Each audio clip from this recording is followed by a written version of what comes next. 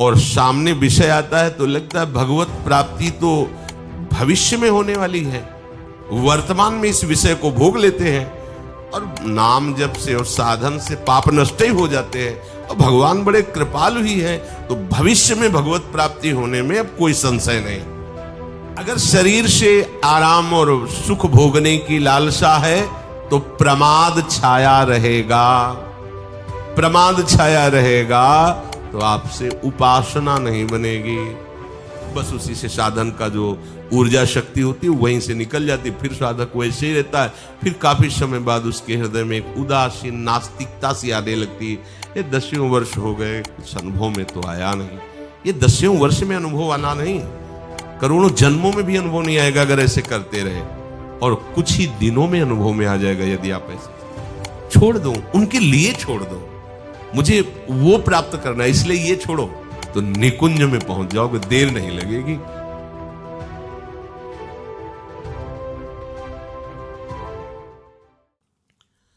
तो जितेंद्रिय अत्यंत आवश्यक है।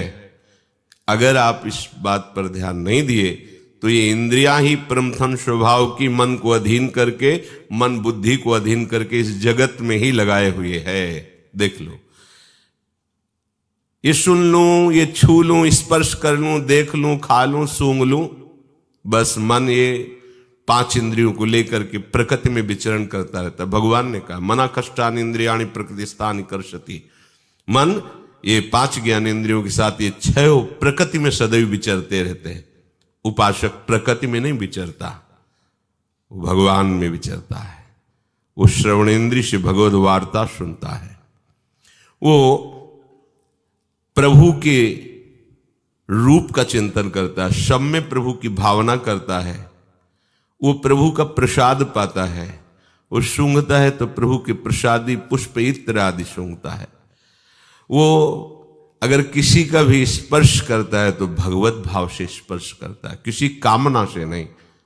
उसकी इंद्रियां परम पावन हो गई, वो जितेंद्रिय हो गया। देखना इंद्रियों के न घोड़े भगे, रात दिन इनमें संयम के कोड़े लगे। छूट कर दी इंद्रियों की तो फिर साधक ही किस बात के, उपासक किस बात के। ये इतना महत्व भोगों का बढ़ गया है हमारे हृदय में कि ऐसा लगता है मैं इस वस्तु के बिना, इस व्यक्ति के बिना जी नहीं सकते। कितना मतलब हमको इंद्रियों ने परास्त कर दिया, कैसा अज्ञान छा गया कि जो हमारा स्वरूप है असंगोहम, वो संग से कितना पतित हो गया कि वो सोचता है मैं इस शरीर के बिना नहीं रह सकता, इस भोग के बिना नहीं रह सकता, इस विषय के बिना नहीं रह सकता। अगर ये कोई बात हृदय में आ रही है तो समझो अभी साधना के पथ पे ही नहीं आरूढ़ हुए। देखो अपने जीवन में झांक के देखो, क्या ऐसा लगता है आपको कि इस व्यक्ति के बिना नहीं जी सकता, इस वस्तु के बिना नहीं जी सकता, ऐसा? हाँ, वृंदावन के बिना नहीं जी सकते, सत्संग के बिना नहीं जी सकते, प्रिया प्रीतम की स्मृति के बिना नहीं जी सकते, उनकी सेवा के बिना नहीं जी सकते। हाँ, अब बात आ गई, इनसे विमुख अगर कोई भी वस्तु, व्यक्ति, स्थान आपके हृदय में अधिकार किए है तो झटपट उसको निकाल डालिए। अगर नहीं निकालेंगे तो संपूर्ण हृदय पर जब जागतिक आसक्ति का अधिकार है तो फिर प्रेम कहां प्रकट होगा? खाली हृदय में ही प्रेम प्रकट होता है। अगर ये प्रपंच भरे हुए हो तो कैसे होगा? बात करते हैं कि हमें श्री जी चाहिए, हमें प्रभु चाहिए, और अंदर से देखो तो हम एक छोटे छोटे विषय में इसके बिना नहीं जी सकते। ये तो चाहिए ही, जब तक ये है कि ये तो चाहिए ही, तब तक श्री जी मिल जाए ऐसी चाह प्रकट ही नहीं हो सकती। जा ही न चाहिए कबहू कछु, जिसे कभी कुछ नहीं चाहिए, जैसी भी परिस्थिति है उसमें राजी है। जोई जोई प्यारो करे सोई मुहि भावे, इससे बढ़िया जितेंद्रियता क्या होगी? प्यारे जैसी व्यवस्था कर रहे हैं उसमें हम प्यारे कर रहे हैं इसलिए राजी हैं। वो चाहे प्रतिकूल व्यवस्था लगे हमारे मन को, चाहे अनुकूल लगे, अपने को इस भाव से चलना होगा। जितेंद्रीय होना बड़ा कठिन और जितेंद्रीय होना बड़ा सरल है। कठिन है उनको जो अपने बल से होना चाहते हैं, और सरल है उनको जो प्रियालाल की चरणार बिंद की आसक्ति से होना चाहते। बहुत सरल है। हमारी रसेंद्री ललचाए पाने के लिए प्रियालाल की जूठन, हमारे कान श्रवणेंद्री ललचाए सुनने के लिए, जहां जहां पिए की बात सुने खोजत तिन गैनन, बात सुनने के लिए ललचाए श्यामा श्याम की, उनके सिद्धांत सुनकर, उनके प्रेम रस प्राप्ति की बात सुनकर के हमारा हृदय आनंदित हो। हमारे नेत्र ललचाए प्रियालाल के जनों के दर्शन के लिए, प्रियालाल के दर्शन के लिए, श्री विग्रह के दर्शन के लिए, सब में भगवत भावना करके दर्शन करने के लिए।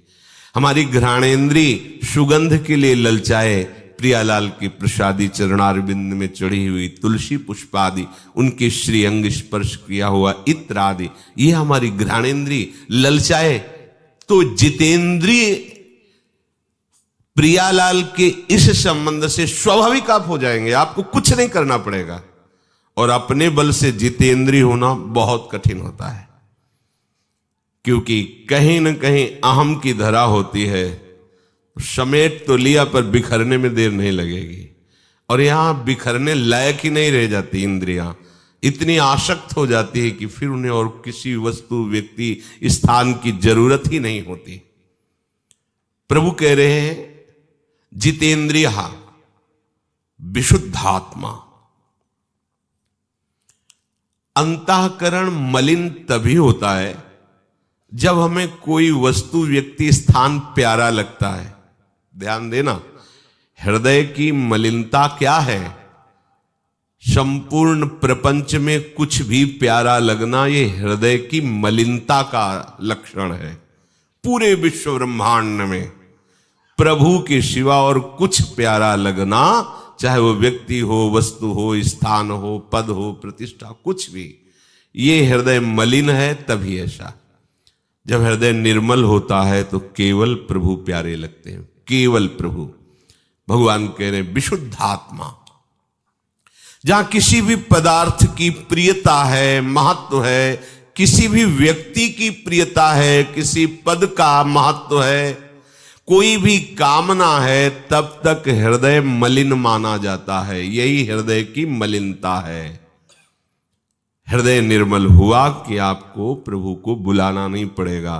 भय प्रकट कृपाला, वो कृपा सिंधु हृदय में ही प्रकट हो गए। निर्मल निर्मल हृदय ही प्रभु का साक्षात्कार करता है। विशुद्धात्मा। मलिनता क्या है? किसी भी वस्तु, व्यक्ति, पद प्रतिष्ठा आदि की प्रियता, महत्व बुद्धि। देखो हृदय में, हमारे हृदय में धन की प्रियता, जन की प्रियता, वस्तु की प्रियता, नाना प्रकार के मनोरंजन की प्रियता, सांसारिक, अगर ये है तो हृदय आपका मलिन है। आपका हृदय मलिन है तो आपको दूसरों को देखने का समय कैसे मिलता है? अपने घर को झाड़ बुहार कर साफ करो, दूसरे के जरा से कूड़ा को देखकर चिल्ला रहे हो, और तुम्हारा घर कूड़ा खाना बना हुआ है तो तुम नहीं देख रहे हो। अरे तेरे भावे जो करे भलो बुरो संसार, नारायण तू बैठ के अपनो भवन बुहार। एक भी कोई प्रियता संसार की न रह जाए, वही विशुद्धात्मा। जो शुद्धात्मा है वो परमात्म स्वरूप हृदय हो जाता है, भगवत स्वरूप हो जाता है। एक प्रभु प्राप्ति का जब उद्देश्य होता है तो अंतःकरण की वासनाएं बहुत जल्दी स्वाभाविक नष्ट हो जाती है। ध्यान देना, आप अपने हृदय को विशुद्धात्मा तब बना सकते हैं जब आपका उद्देश्य हो जाए कि मुझे प्रिया प्रीतम से मिलना है। दृढ़ निश्चय हो गया इसी जन्म में मुझे भगवत प्राप्ति करनी है। अब इस उद्देश्य में इतनी ताकत है, सब कुछ हटा देगा। बस आप इस उद्देश्य पर टिके रहिए। एक प्रभु की प्राप्ति का दृढ़ उद्देश्य होने से हृदय बहुत जल्दी शुद्ध हो जाता है, और इस उद्देश्य से जितनी जल्दी हृदय शुद्ध होता है उतनी जल्दी और किसी साधना अनुष्ठान से नहीं होता।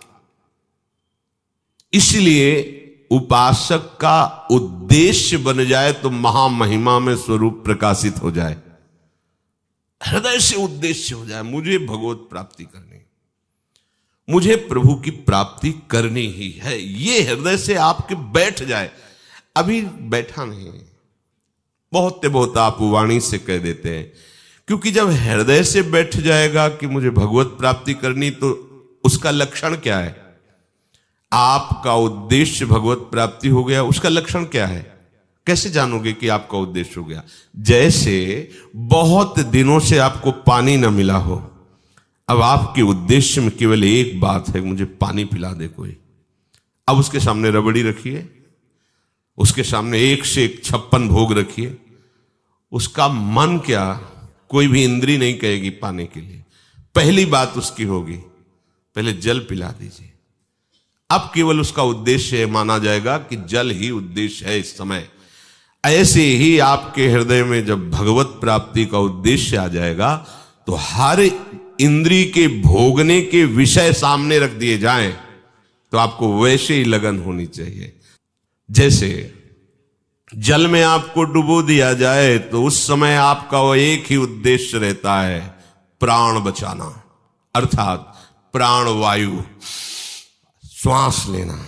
अब उस समय प्रश्न करे उससे कि आपको 1 कुंतल सोना देंगे, आपको इतना चांदी देंगे, हीरा जवाहरात देंगे, सुंदर स्त्री देंगे, सुंदर पुरुष देंगे, कुछ भी, वो कहेगा पहले श्वास लेने दो मुझे। जब आके जल में और उसके कान में कहे ये सब देंगे, वो कहेगा पहले पहली बात मुझे श्वास लेने दो। जब ऐसी उद्देश्य वृत्ति, पहले मुझे भगवत साक्षात्कार होने दो, बाद में हम तुम्हें देखेंगे। हाँ, जब ये बात आ जाए हृदय में, तो जान लेना आपका उद्देश्य हो गया है भगवत प्राप्ति। अब इससे बड़ा हृदय की शुद्ध होने की स्थिति क्या हो सकती? मुझे प्रभु चाहिए, बस। कौन चाहता है ऐसा? हृदय में देखो, ये चाह आएगी तो सब चाह अपने आप मिटा देगी। इसीलिए यहां कह रहे, एक प्रभु की प्राप्ति का दृढ़ उद्देश्य होने से अंतःकरण जितनी जल्दी और जैसी विशुद्धि होती है, उतनी जल्दी और वैसी विशुद्धि किसी भी साधना से, अनुष्ठान से नहीं होती है। इसलिए उपासक का एक उद्देश्य हो जाए, इसी जन्म में भगवत प्राप्ति करनी है, तो वह महामहिम स्वरूप प्रकाशित हो जाए। हम लोगों की ढिलाई है, अगर कहीं सोच भी लिया है भगवत प्राप्ति और सामने विषय आता है, तो लगता है भगवत प्राप्ति तो भविष्य में होने वाली है, वर्तमान में इस विषय को भोग लेते हैं, और नाम जप से और साधन से पाप नष्ट ही हो जाते हैं, और भगवान बड़े कृपालु ही है, तो भविष्य में भगवत प्राप्ति होने में अब कोई संशय नहीं। ऐसी हमारी बुद्धि प्रेरणा करके मुझे ऐसे फंसाती है। ध्यान दीजिए, अगर कहीं किसी कोने में सुना के बात भी आ गई है कि मुझे भगवत प्राप्ति करनी है, तो वो भगवत प्राप्ति हम ऐसे मानते हैं कि वो भविष्य में कभी होगी, पर वर्तमान में जो भोग आया इसको भोग लेते हैं। अगर पाप भी लगेगा तो नाम में बड़ी सामर्थ्य, धाम में बड़ी सामर्थ्य, ये भगवत प्राप्ति उद्देश्य नहीं माना जाएगा। ये बुद्धि की कपट भरी सलाह है, मत मानो। इसीलिए मयि मन आधत्स्व, मई बुद्धि में निवेश है।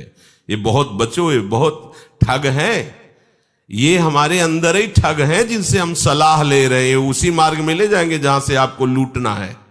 इनकी सलाह मत मानिएगा, हरि गुरु की सलाह मानिए। हरि गीता में बोल रहे, सदगुरुदेव उस गीता रूपी अमृत का पान करके स्वाद लेकर बोल रहे, मान लो दोनों में से किसी एक की बात मान लो, और मन बुद्धि की सलाह मत मानना। ये वो ठग हैं, उसी मार्ग में ले जाएंगे जहां आपको लूट करके एकदम खाली कर देंगे, अर्थात परमार्थ से रहित कर देंगे। विशुद्धात्मा, प्रभु के सिवा और कोई चाह न रह जाना, यही हृदय की पवित्रता का परम लक्षण है। विजितात्मा, शरीर के सुख आराम की त्याग की आवश्यकता हर उपासना के उपासक को है। विजितात्मा, शरीर सुख की, शरीर आराम की चाह की जो भावना है, हर उपासना के उपासक का सबसे पहला धर्म है। वो सुख आराम की भावना का त्याग कर दे। राम काज कीन्हे बिनु मोहि कहाँ विश्राम। जब तक भगवत साक्षात्कार नहीं हो जाता, चैन से हमारी नींद नहीं होनी चाहिए, चैन से हमारा दिन नहीं कटना चाहिए, अंदर ही अंदर विचलता रहनी चाहिए, बेचैनी रहनी चाहिए। उसी बेचैनी में, उसी ताप में जो निरंतर भगवत स्मरण होता है, वही भगवत साक्षात्कार कराता है। जैसे कच्ची मटकी बिना आवे के पानी रखने लायक नहीं होती, ऐसे ही विषयों से कच्चा बना हुआ हृदय प्रेम रस रखने लायक नहीं है, जब तक वो द्वंद्वों के ताप को सह करके, हाँ, सहत सहत बाढ़े भगति गृह तन गुरुहित गार। अगर शरीर से आराम और सुख भोगने की लालसा है तो प्रमाद छाया रहेगा। प्रमाद छाया रहेगा तो आपसे उपासना नहीं बनेगी। अब हम प्रायः यही चाहते कि हमारे मन के अनुसार गुरुदेव चले, हमारे मन के अनुसार शास्त्र उपदेश करे। ऐसा नहीं होता। शास्त्र और गुरुदेव के उपदेश के अनुसार मन चलाया जाता है। और प्रायः जो प्रमादी उपासक होते हैं वो यही चाल चलते हैं, हम जब चाहेंगे तब आएंगे, 7 बजे तक सोए, शौच स्नान किए, तिलक लगाए, आ गए। नहीं, बात नहीं बनेगी। क्यों नहीं बनेगी? क्योंकि आप भले सत्कर्म कर रहे हो पर मन के अनुसार कर रहे हो। आप गुरु के अनुसार नहीं चल रहे, शास्त्र के अनुसार नहीं चल रहे। बात वहां सत्कर्म से नहीं बननी, बात वहां उनके अनुकूल मन बनाने से। वो अगर कह रहे हैं ऐसे, तो आपको वैसे ही चलना है। बात समझना है, किसी क्रिया से भगवत प्राप्ति नहीं होनी। बात उनकी आज्ञा का पालन करने से, आज्ञा पालन से ही मन मरेगा। और आप मन मारना नहीं चाहते। आप देख लीजिए, आप इतना मन को प्यार करते हैं कि आप गुरु का त्याग कर सकते हैं, भगवान का त्याग कर सकते हो, त्याग किए हुए ही हैं, पर मन का त्याग नहीं कर पा रहे। जो मन तुम्हारी अनंत जन्मों से दुर्गति करता चला रहा है, उसी मन से तुम प्यार कर रहे हो। आप किसके लिए खड़े हैं? आप किसके लिए चल के आ रहे हैं? सत्संग के लिए, प्रियालाल की चर्चा सुनने के लिए। ये बहुत बड़ा भजन हो रहा है, बहुत बड़ा भजन हो रहा है। इसका अगर आप प्रतिकूल प्रयोग नहीं करेंगे तो कुछ ही समय में आप देखेंगे आध्यात्मिक उन्नति हो रही है आपकी। पर हम लोग बस सबसे बड़ी गलती यही करते हैं, ये सब हो रहा है साथ में, पर हम असाधन कर देते हैं। देखो, मटकी तब तक नहीं भरेगी जब तक उसका कोई भी छेद बकाया रह गया, तो भरेगी नहीं, वो वहां से निकलता रहे। आपको पहले छेद कवर करना हो, एक एक बूंद डालोगे तो भी घड़ा भर जाएगा। अपने लोग क्या करते हैं कि जल तो डालते हैं पर वो कई छेद हैं, ओ उससे फिर कुछ अनुभव में नहीं आता। छेद का तात्पर्य असाधन, छेद का तात्पर्य मनमानी आचरण, छेद का तात्पर्य है मन को दुलार करना। बस उसी से साधन का जो ऊर्जा शक्ति होती है वहीं से निकल जाती, फिर साधक वैसे ही रहता है। फिर काफी समय बाद उसके हृदय में एक उदासीन नास्तिकता सी आने लगती है। ये 10वें वर्ष हो गए, कुछ अनुभव में तो आया नहीं। ये 10वें वर्ष में अनुभव आना नहीं, करोड़ों जन्मों में भी अनुभव नहीं आएगा अगर ऐसे करते रहे, और कुछ ही दिनों में अनुभव में आ जाएगा यदि आप ऐसे चलो। आपका उद्देश्य भगवत प्राप्ति हो, जो भगवान कह रहे हैं जितेंद्रिय विशुद्धात्मा विजितात्मा। अभी देखो आनंद आ जाएगा। अभी देखो कैसे तुम चैन से सो सकते हो, कैसे सो सकते हो तुम्हें भगवत प्राप्ति की लगन है, चैन से सो सकते हो। सच्ची मानिए, ये जब तक आप इंद्रियों को ऐसे छूट देते रहेंगे तब तक आप भगवदानंद की अनुभूति कर ही नहीं सकते। मान लीजिए, सोचो श्री जी ऐसे पवा दें, कैसा मतलब क्या, जरा उस सुख की तरफ सोचो। हमको वहां ले जाने के लिए तैयार कर रहे हैं, जहां हमारी प्यारी जो मुस्कुराकर तुम्हारे गले में हाथ डालकर अपने मुख का पान पाया हुआ आपको पवा रहे हैं, जहां लाल जो आपको श्रद्धा की दृष्टि से देख रहे हैं, पूज्य दृष्टि से। मेरी प्रिया जो की सहचरी है, निज प्राणेश्वर जा यद्यपि दयनीये मितिमा मोश्चुंबत्या आलिंगत सुरतमाध्या मदयति। ये वो प्रभु जिनको एक बार भगवान शिव के ध्यान में आ जाए तो तांडव शुरू कर देते, इतने आनंद में मगन हो जाते। वो प्रभु मेरी प्रिया जो की सहचरी है, सखी है, हृदय से लगाते। जरा सोचो, वो दुलार पाने के लिए ये क्या है, आज नहीं तो कल छूट ही जाएगा, तो आज छोड़ दो। छोड़ दो, उनके लिए छोड़ दो। मुझे वो प्राप्त करना है, इसलिए ये छोड़ो। जितने से विधान का, शास्त्र विधान का पालन होता है, गुरुजनों की आज्ञा का पालन होता है, शरीर का पोषण होता है, बस वैसे चलो। एक जन्म को मान लो ना, जैसे हमें चलाएंगे वैसे ही चलेंगे तो निकुंज में पहुंच जाओगे, देर नहीं लगेगी। पर मनमानी आचरण थोड़ी, मनमानी आचरण नहीं चलेंगे। यद्यपि ये तो जीवन मुक्तों के लिए भी दुर्लभ है जो आपको प्राप्त है, वृंदावन वास, नित्य सत्संग, प्रिया प्रीतम की आराधना, उपासना, ये तो बड़ा दुर्लभ विषय है। जीवन मुक्त उद्धव जी मांग रहे हैं, यहाँ की घास द्रुम लता औषधि बनना चाहते हैं। तो आप जो है फिर ऐसी गलती क्यों कर रहे हैं? क्या आपका उद्देश्य नहीं है क्या भगवत प्राप्ति? यही समझ में नहीं आता। आप मनोरंजन कैसे कर सकते हैं?